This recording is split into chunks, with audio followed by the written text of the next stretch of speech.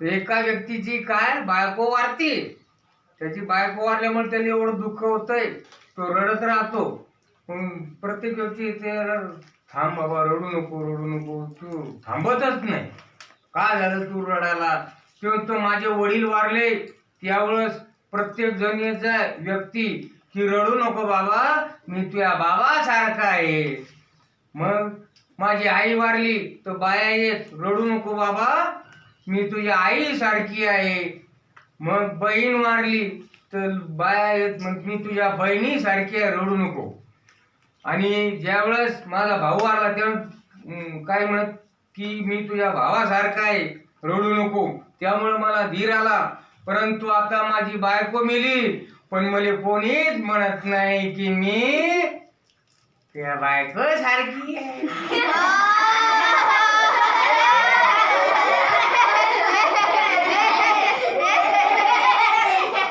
म्हणून मला रडणं आवडत नाही.